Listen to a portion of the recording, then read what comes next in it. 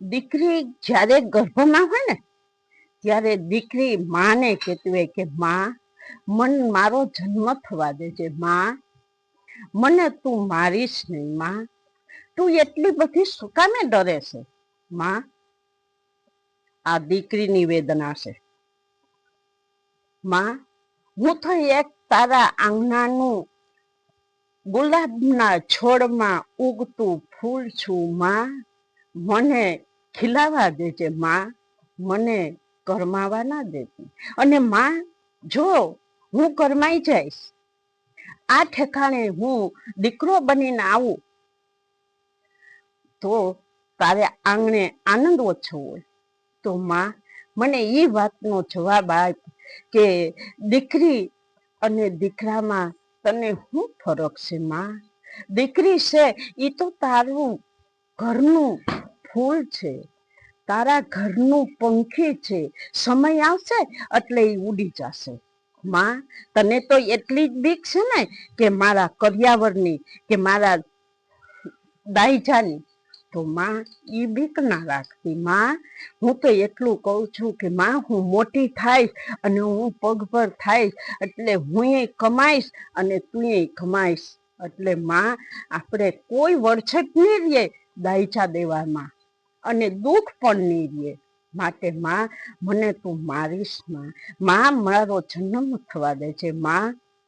અને આ દીકરી જ્યારે જન્મ થાય અને એ દીકરી આંગણામાં રમતી હોય ત્યારે એ દીકરી બોલે કે માં, માં દીકરી છે એ ભાઈનો પ્રેમ, મા બાપનો પ્રેમ, દાદા દાદીનો પ્રેમ, ભાઈ ભાભીના પ્રેમ, બધાયના પ્રેમ, બધાયના સંબંધ આ દીકરી જાળવી શકે.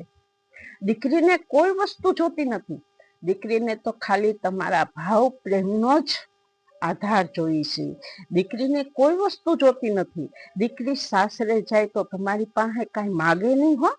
દીકરી તો એક એવું લાડક વાયુ, આપણે આંગણે ફૂલ ખીલતું, તો એ બગીચાના ફૂલમાં તમે એને કોઈ દિવસ કરમાઈ જાય એવું કોઈ દિવસ કાંઈ ઉછેર ના કરતા. એવી ઉછેર કરો, એવા ઉછેર કરો કે હંમેશને માટે ફૂલ ખીલતું રહે.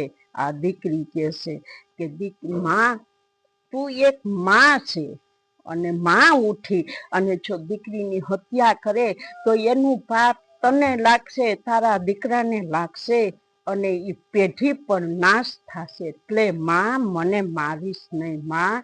હું ત્યાં સુધી કહું છું કે તું મને મારીશ નહીં. નારી એ જ આપણું ધન છે, નારી એ જ આપણું સ્વપ્ન છે, દીકરી એ જ આપણું કલ્યાણ કરશે.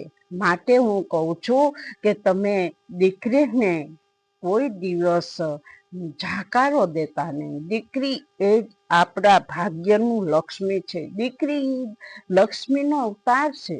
તમે એ ના ભૂલતા કે દીકરી આપણી આંગણે રમે છે, પણ એનું શું થાય?